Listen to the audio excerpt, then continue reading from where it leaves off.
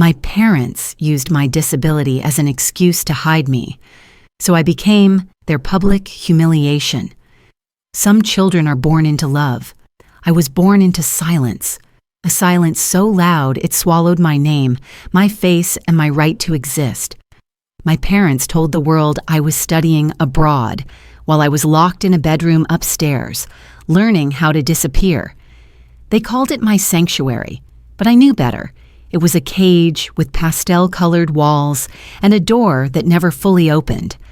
I am Sara, born with a spinal condition that made walking painful and slow, but never impossible. Yet to my parents, it wasn't just a diagnosis, it was a full stop, an ending, an inconvenience that didn't match the polished family portraits or gala invitations they craved. While other children were learning to fly, I was being taught how to shrink. If you've ever been made to feel invisible by the people meant to love you, watch till the end, because this is the story of how I took back my voice and burned their perfect image to the ground. I remember being 5 when my mother, Elena, whispered to her friend on the phone, "It's not that I'm ashamed of her, Inava, but people just wouldn't understand." I was sitting right there, crayons in hand, drawing butterflies I couldn't chase. My father, Marcus, corporate king of pristine appearances, rarely looked me in the eye. "She's delicate," he'd say to anyone who asked, "too special for the world's cruelty." But behind closed doors, he'd bark if I rolled too loudly down the hallway or asked to attend a family outing. The world, they said, wasn't made for someone like me. So instead of helping me stand taller, they decided I shouldn't be seen at all. They enrolled me in online classes with fake international addresses, told relatives I was studying in Switzerland, sent out Christmas cards that never included me. My sister, Lily, 4 years younger and perfectly presentable, got ballet recitals, social media fanfare, birthday parties with imported roses. I got noise-canceling headphones and blackout curtains, but the real darkness wasn't outside. It was in the quiet way my worth was erased, layer by layer, breath by breath. The housekeeper, Maria, was the only one who spoke to me like I mattered. She'd sneak me slices of birthday cake and whispered updates about the real world beyond the windowless room. "One day, Miss Sara," she'd smile, "you will be louder than all of them." I didn't believe her. Not for a long time, until the night I turned 17. My birthday came and went, as always, with no candle, no name on the cake downstairs. I watched through a crack in the hallway railing as they toasted Lily's acceptance into an elite dance program. That night, something inside me, something caged and scarred, snapped open like a rusted lock giving way. I rolled back into my room, my hands shaking with a fury I couldn't swallow anymore. I opened my laptop and for the first time created a social media account under my real name. I didn't post selfies, I posted truth, long threads about disability, invisibility, and how families like mine loved perfection more than people. I wrote every night under the blanket of silence they'd woven around me. My posts were raw, sharp, honest, and people listened. They listened like they had been waiting for me. Within months, my following grew, thousands, then tens of thousands. People shared their own stories. Parents messaged me, thanking me for showing them how not to treat their children. Brands started reaching out, inviting me to speak, but I kept it all hidden. For now, because I wasn't done writing. This wasn't just a diary anymore. This was a weapon, a slow-burning, truth-laced torch. Yet my parents still thought I was tucked safely away, contained, quiet, controllable. But they didn't know the world knew my name now, not the version they wrote, mine. And when the moment came, when they stood on a stage accepting a Family of the Year award at a televised charity gala for children with special needs, I decided that was the day I'd end their fantasy. Because they had spent 17 years hiding me like a stain. And now I was going to become the headline they couldn't erase.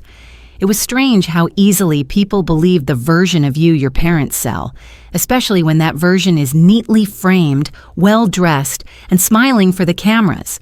At the annual Hearts for Hope Gala, my parents were being honored as advocates for inclusion because of the generous donation they made in my name, a name they never dared utter in public before. And yet there it was, Marcus and Elena Whitmore, honored for their unwavering dedication to children with disabilities, especially their daughter, Sara. I watched the live stream from the comfort of the room they had built to erase me. Irony has a sense of humor like that. My heart didn't beat faster. It beat louder. They wore grief on their faces like war paint, as if loving me had been some heroic burden they'd carried with grace. My sister Lily clutched a microphone and read out a prepared speech about how brave I was, how much I'd taught their family about acceptance. She even shed a perfect tear. I almost applauded. They weren't honoring me. They were using me. Again. Except this time, they didn't realize the me they thought they owned had already become someone the world knew. I wasn't some hidden whisper anymore. I was a movement, a voice, a mirror, and I was about to aim it right at them. That night, as they returned home glowing in applause, I posted a video titled, "The Daughter You Never Saw," a truthful response to the Whitmore family's big lie. It began with silence. Then my face, raw, calm, unfiltered. My name is Sara Whitmore, and I am the daughter they left out of every family photo, until today when they remembered me just long enough to win an award. I let the silence speak again, the kind they always filled with excuses. I wasn't raised, I was hidden, I wasn't celebrated, I was erased. In that video, I told the truth about the windowless room, the fake schooling, the whispered shame behind their perfect smiles. I showed photos, dates, screenshots of messages they had sent to people explaining my absence. From holidays, vacations, life, I didn't cry, because pain had long stopped being wet on my cheeks. It was now power in my voice. Within an hour, the video had gone viral, and I mean viral. Hashtags erupted, influencers reposted, journalists messaged me, talk shows called.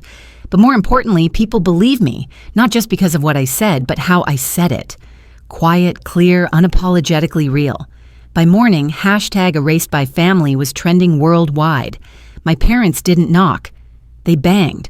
My father's voice was sharp, panicked. "Take it down. Now you don't know what you've done," my mother cried. Actual tears this time, but not for me. For their reputation. "You've embarrassed us," she whispered. "Everyone's watching."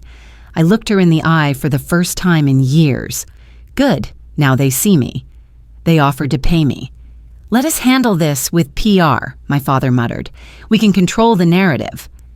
I smiled, just enough to chill the room. "You controlled the narrative for 17 years. My turn." They threatened to sue, said I'd ruined their legacy. I reminded them that legacies built on lies tend to burn beautifully, and I had gasoline to spare.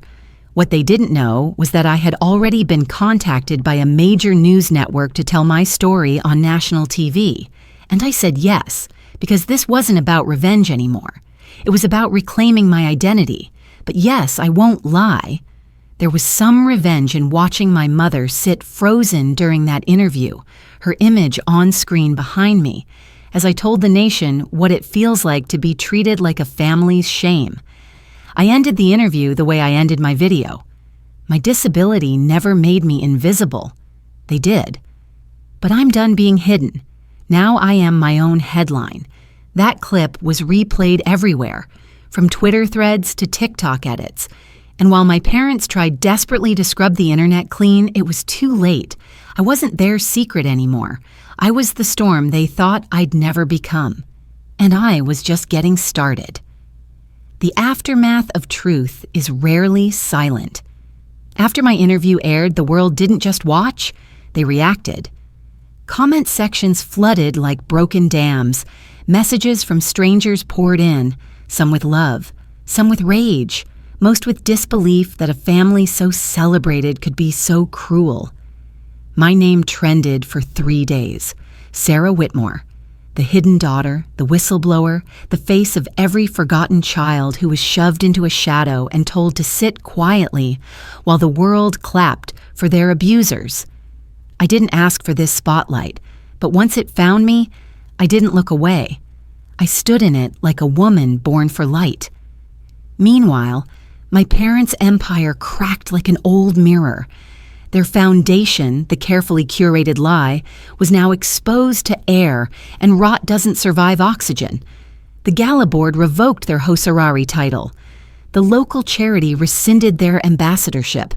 People unfollowed them in droves, and their emails, some of which I had shared publicly, were dissected and analyzed by journalists who could smell pretense from miles away.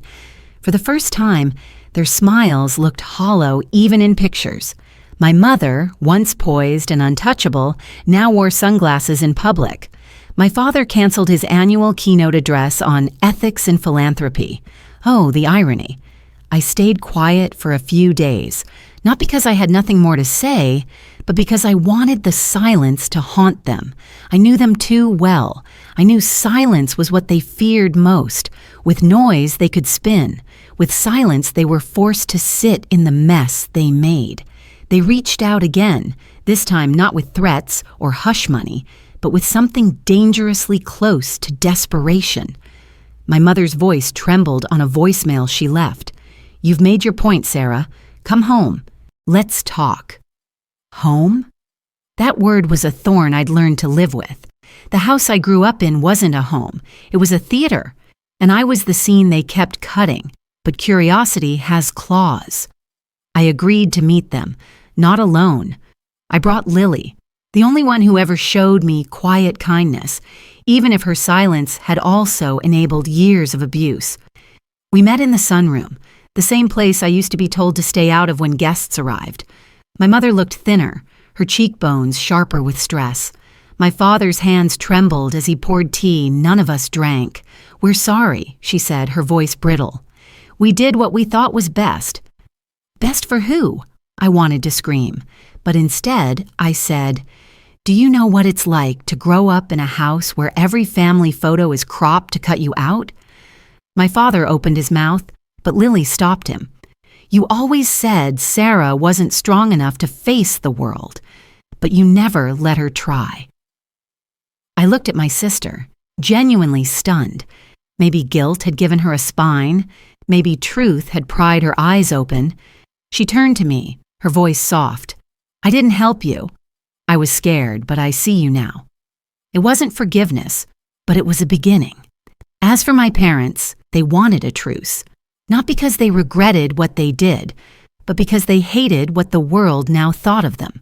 They asked me to remove the video, to issue a clarifying statement. My mother even had the nerve to say, "You've made your mark, Sara. Why ruin the family's name further?" I stood up, every inch of me burning. I didn't ruin anything, I revealed it. And your name is not my burden to carry. I left the house that day and never looked back. But my revenge wasn't just in walking away, it was in building something from the ashes. I used my platform to launch a non-profit for disabled youth who were being silenced by their own families. I partnered with lawyers, advocates, and therapists. We created scholarships, emergency grants, and even a sanctuary program for teens who needed to escape their homes. I named it Visible. And suddenly, I wasn't just a voice, I was a force. Every time an article highlighted our work, every time a donor asked why the program began, my name echoed back to my parents through screens and conversations they couldn't escape. The daughter they erased had become the storm that rewrote their legacy. They now live quieter lives. The world that once admired them now whispers behind their backs. Occasionally, I hear they try to defend themselves, calling me dramatic or confused. But it no longer matters. I'm not here to argue with ghosts. They wanted me small, silent, tucked away like an unwanted page in their perfect scrapbook. Instead, I became the headline they'll never outlive. And for the first time in my life, that feels exactly right. When you spend your whole life locked in the attic of someone else's pride, you learn to live in echoes. My parents were loud enough for both of us, performing compassion in public while silencing me in private. But now, with their reputation on fire and their social circle abandoning ship like rats from a sinking yacht, the silence had turned on them. They were finally getting a taste of what they'd fed me for years. I should have felt satisfied. But revenge, I was learning, was more a process than a climax. This wasn't the end. This was the turning point. The nonprofit I'd launched, Visible, began gaining national traction. Media outlets invited me on talk shows. People with disabilities messaged me daily, telling me their parents had done the same. Some were still stuck. Some had escaped, but never found closure. And some were ready to rise too. For every broken bone in my memory, every slammed door, every apology that never came, I found power in building something that had never been built for us. A place where different didn't mean disposable.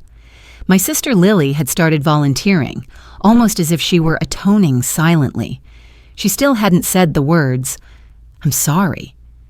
But she was showing up at events, in interviews, even in uncomfortable conversations that made her squirm. One night after a fundraiser, she lingered by my car. "I always thought Mom was doing what she had to," she said, her voice fragile. "But the more I remember, the more I see she wasn't protecting you. She was protecting herself from the shame, from the questions." I nodded. They treated my existence like a crack in their perfect porcelain, so they locked me in the drawer. Lily exhaled shakily. "I want to help, not just as your sister, but as someone who was part of the problem." That night, I let her in, not just into my apartment, but into the past. I showed her the journals I had kept, the stories I wrote when I couldn't speak out loud, the drawings I made of myself sitting behind closed doors, watching her and our parents through the keyhole of a life I was never allowed to live. She cried, and I cried with her, not because I wanted her pain, but because for the first time, someone from inside the house finally saw the fire they'd ignored. But my parents, they hadn't changed. Not really. They were regrouping. I found out through a journalist friend that they were planning their own redemption piece, a glossy interview with a magazine they used to donate to, painting themselves as confused, overwhelmed, learning parents of a complex child. The audacity. They still wanted to play victims in a story they wrote in my blood. So I did something bold. I bought the house, my childhood home, not to live in, but to take it from them the way they took my voice. A wealthy donor from Visible believed in my mission so much that when I told her what I wanted, she said, "Let's make it poetic." Through a quiet auction, I became the owner of the Whitmore estate. I didn't evict them cruelly. I gave them 30 days. But I made sure they signed the paperwork that legally put their old address under my name. The house where they pretended I didn't exist now had a mailbox with my name on it. They tried to spin it. She's punishing us. She's unstable. But by then, the world had seen enough. I turned the estate into a creative retreat for disabled youth, a place where kids could write, sing, draw, dance, do everything I wasn't allowed to under that roof. I painted the attic walls with murals made from my old sketches. Every closet was opened, every locked door removed. I turned the prison into a palace. The media went wild. Headlines read, "From Forgotten to Fearless, How Sara Whitmore Reclaimed Her Childhood." My inbox overflowed with love. And the best part? They couldn't stop it. They had to drive past that house now, knowing they no longer owned the narrative or the land it was written on. Lily came to the ribbon-cutting ceremony. She stood beside me, holding the same scissors our parents once used to cut me out of every photo. "This," she whispered, "feels right." I nodded. "Because it is."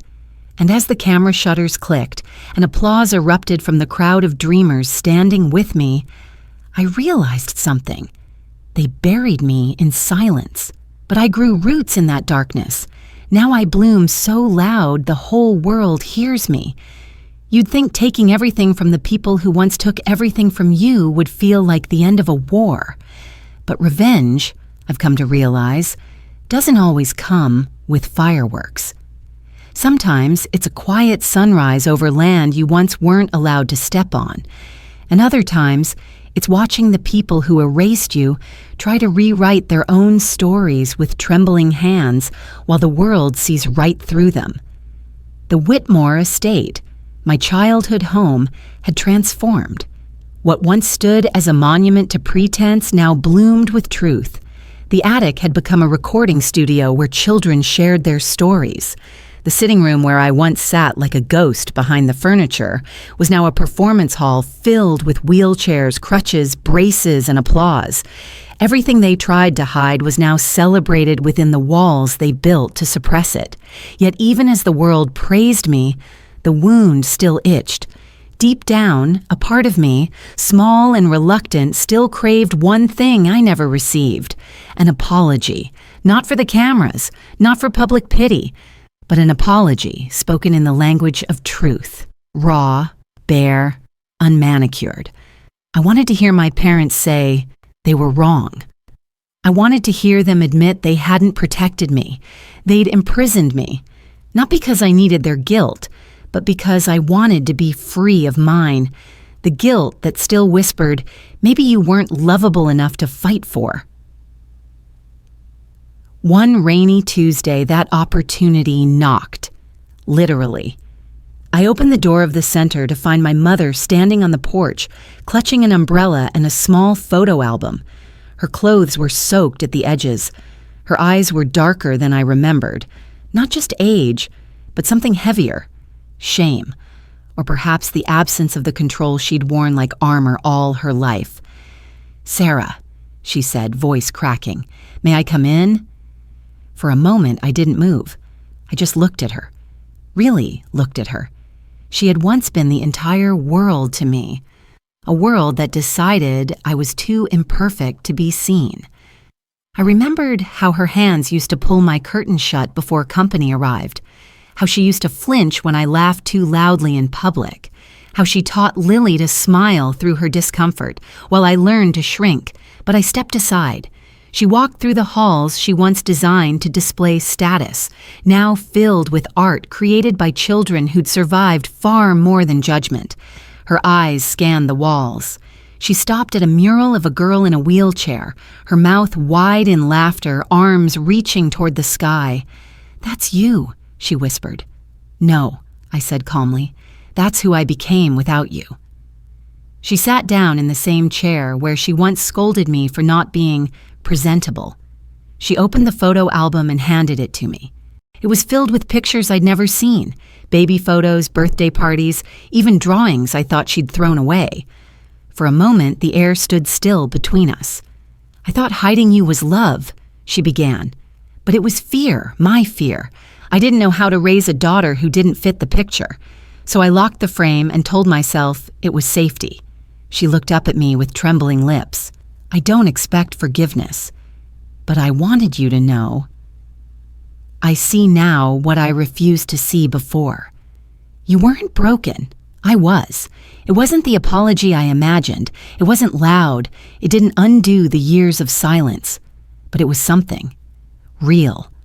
A fracture in the ice wall she'd built her identity upon. And in that moment, I realized I didn't need her to crumble before me. I just needed her to step aside. "I don't hate you," I said softly, "but I'm not your secret anymore, and I never will be again." She nodded. She didn't cry. Maybe she'd cried enough in the shadows, or maybe she was learning slowly what it meant to grieve something you buried alive. After she left, Lily walked in from the studio. She'd heard everything. She didn't say much, just wrapped her arm around my shoulder. "You didn't need her words to rise," she said, "but I'm glad you got them." Me too, because forgiveness isn't always about the other person. Sometimes it's about telling your past. You don't get to haunt me anymore. That night, I hosted a gala at the estate. Lights shimmered across the garden. Children rolled across the grass.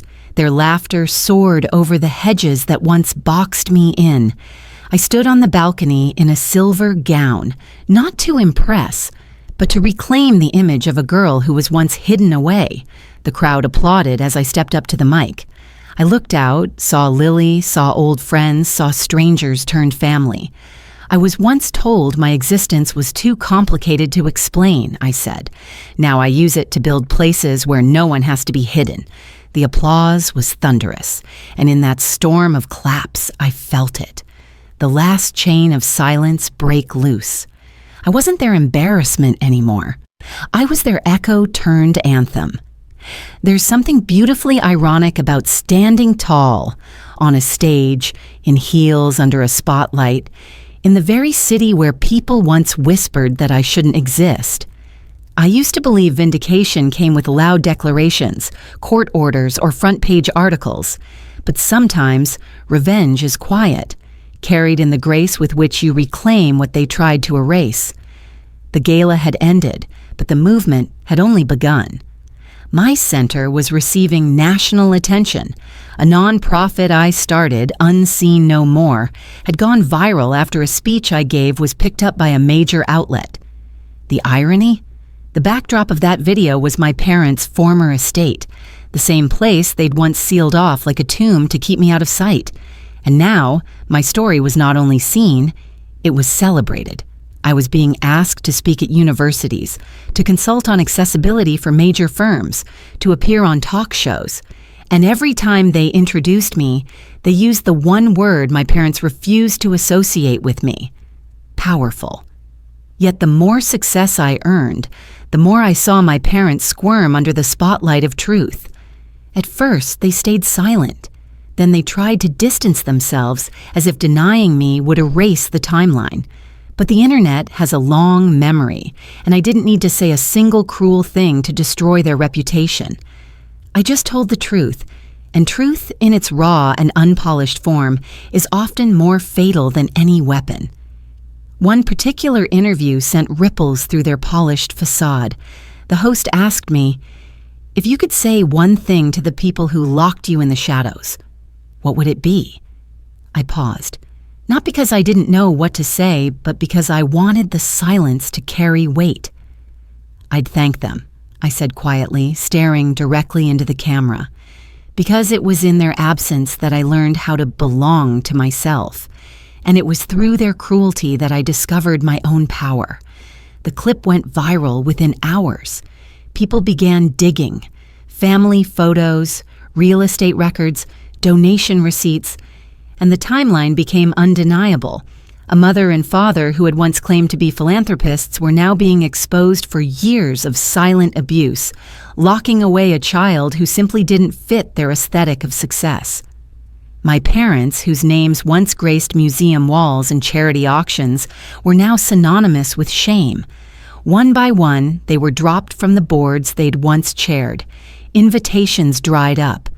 Their social circle, built on illusion and performative virtue, crumbled. And then came the final blow, an invitation I personally extended. It was for an awards ceremony hosted by my nonprofit, honoring contributors and changemakers in the disability community. I had saved 2 front-row seats for them, not as a peace offering, not even out of cruelty, but to give them the chance to see what they tried to destroy, to see me. They arrived late, dressed in designer shame and quiet discomfort. As I walked on stage, there was a split second, just one, when our eyes met. And in that moment, I saw something I had never seen in them before. Fear. Not fear of me, but fear of truth. Fear that the version of me they'd spent a lifetime burying was now the version being applauded by 1,000 voices. I spoke not to them, but to the room. I told the story of a girl who was hidden behind locked doors, who learned to survive in silence, only to later find her voice and use it to shatter every ceiling ever built over her head. I ended the speech with a message not of hate, but of liberation. Visibility is revenge, and living loudly in a world that tried to mute you is the most radical act of defiance. The standing ovation wasn't just for me. It was for every child who had been made to feel like a secret, for every person told they were too much or not enough. It was for the invisible, and behind all the thunderous applause I could hear it, the sound of their world collapsing, not with explosions, but with the subtle, irreversible quiet that follows the truth. As they stood to leave, I didn't stop them. I didn't look their way. I didn't need to, because they had called me a burden, and I had become their legacy. There's a strange kind of stillness that follows a storm, not silence, not peace, but a humming quiet. That's what it felt like the morning after the gala. I stood alone in the same courtyard where I used to be, wheeled under the moonlight like a fragile secret. Only now, the garden wore different colors. Mine. The flowers, the banners, even the statue near the entrance bore my name. My story had rewritten the place. No longer a prison of shame, it was a sanctuary of resilience. News outlets ran headlines. Philanthropist parents exposed for hiding disabled daughter. Now she runs the nation's leading accessibility initiative. My photo, smiling, strong, unbent, was everywhere. My mother's smile, the fake one she used to paste on at charity galas, had finally cracked. My father's carefully curated image had disintegrated like sugar in rain. They couldn't escape it now. They couldn't buy their way out of this truth. But I didn't stop there. Revenge isn't just a single strike. It's a full transformation. I launched a documentary narrated in my voice, produced on my terms. Raw footage, home videos, snippets of interviews with former staff. The locked wing, the parties I wasn't allowed to attend, the birthdays they celebrated without me, the footage of me sitting alone at 10 years old, clapping silently from a shadowed corner, while my parents smiled for the cameras outside. The world gasped, and the foundation they'd built on reputation, it caved. Sponsors pulled out. Their business partners distanced themselves. People who once toasted their generosity now whispered about their cruelty. Invitations stopped arriving. Their names were scrubbed off buildings. But I didn't need the world to hate them. I only needed them to see me, fully, publicly, irrevocably. One afternoon I received a letter, handwritten, slanted, my mother's script. I stared at it for days before opening it. Sara, we didn't know how to love you without breaking, and so we broke you first. We were wrong. If you can ever forgive us, we're sorry. But here's the truth. Forgiveness doesn't always look like a warm embrace. Sometimes it's walking past their apology with your chin high and your name louder than their silence ever was. I didn't reply. I didn't need to. My entire life had become the answer. But fate has a funny sense of theater. Months later, I was invited to receive a humanitarian award at a national conference. I hesitated, not because I didn't want it, but because the guest of honor presenting it was none other than my father's oldest business rival, a man who once tried to invest in my parents' empire and was cast aside because of his own son's disability. He remembered. He introduced me that night with the words, "She is what power looks like when truth takes back the mic." I walked onto that stage wearing a deep red suit, the color of every wound they left behind. The audience stood, cheered, cried. I scanned the crowd, and there they were in the very back, my parents, hollowed out, reduced, uninvited but present. I looked at them, and for the first time, I didn't feel anger. I felt pity, because they could have had this version of me all along, loved, whole, triumphant. But they chose absence. They chose image. And now, they were ghosts, watching the daughter they once hid become the woman the world now adored. I ended my speech with words that weren't for applause, but for closure. To anyone who's ever been told to stay in the shadows, you don't belong there. You never did. And to those who tried to keep us there, we are not coming quietly anymore. The applause was thunderous, and beneath it, I knew. I had ended the cycle. My pain had not only been avenged, it had been transformed into movements, into scholarships, into something greater than the cruelty that shaped it. Later that night, as I stepped into the quiet of my home, I looked at the mirror. My reflection met me without shame, without apology. I whispered, "They called me a burden. I became the truth they can't outrun."